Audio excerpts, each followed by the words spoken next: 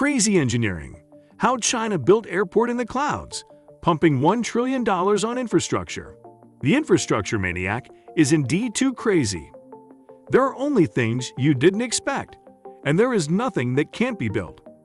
Officials in Wushan County in southwest China wanted to build an airport in their area to increase tourism to the Goddess Peak and Little Three Gorges, breathtaking canyons that meet the Yangtze River. The problem is that Wushan County is very mountainous and doesn't have any flatlands for an airport. So Wushan County made their own flatlands by chopping off the top of a mountain.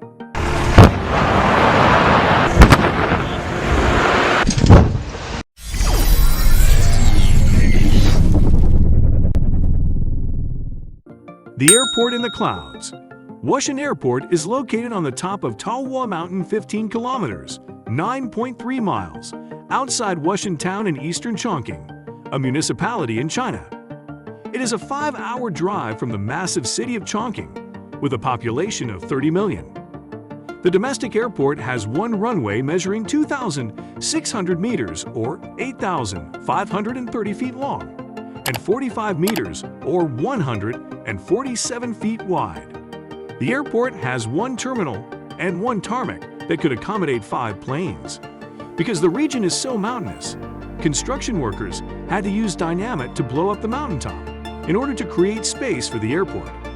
The airport construction cost $250 million and was completed and opened for business in August 2019. With flights to major Chinese cities such as Beijing, Shanghai, Guangzhou, and Chongqing. The airport offers stunning views down towards the Yangtze River and surrounding landscape on a clear day, with famous landmarks, including the Kutane and Wu Gorges, and even the Beatty Emperor City on view for the discerning eye. Wushan Airport is expected to handle 280,000 passengers, 1,200 tons of freight, as well as 3,333 landings and takeoffs annually. How China spends $1 trillion on infrastructure to boost economy. China is pumping 6.8 trillions of yuan, $1 trillion into infrastructure investment, stimulus that could benefit the world's second largest economy, well beyond the 2022 gloom of COVID lockdowns and property market turmoil. In the near term, infrastructure investment could give a boost to employment, providing much-needed relief to millions of job seekers hit by the downturn. Over the longer term, the stimulus helps China's ambition of becoming a more urbanized, high-income economy that's better able to compete with the U.S. in high-tech areas, like semiconductors. Whether the projects are a success or end up as white elephants will help determine the outlook for China for years to come. Here's a guide to where the funds are going. More renewables than Europe. Deserts in North China are set to host an unparalleled buildup of renewable energy. In recent months, construction began on wind and solar power bases, which by 2030 will contain about as much renewable capacity as currently in all of Europe. The world's longest water tunnel. Construction of canals, dams, and reservoirs has been stepped up, with more than 800 billion yuan set to be invested in those projects this year. The most ambitious is a 200-kilometer-long tunnel moving water from the country's Yangtze River to a reservoir that feeds northern China, a scheme known as the South-North Water Transfer Project.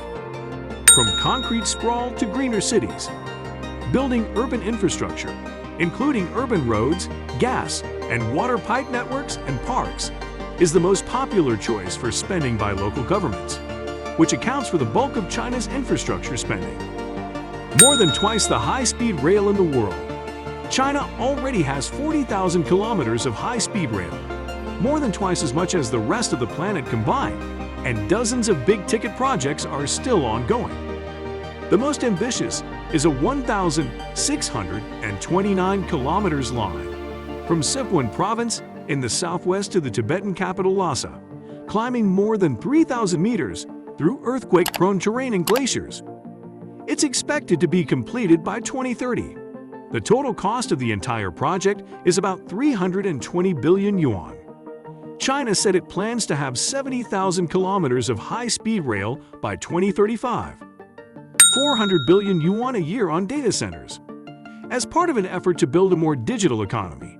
China's East Data West computing plan involves building huge data centers in poorer Western provinces to hold data generated by internet companies based in the East.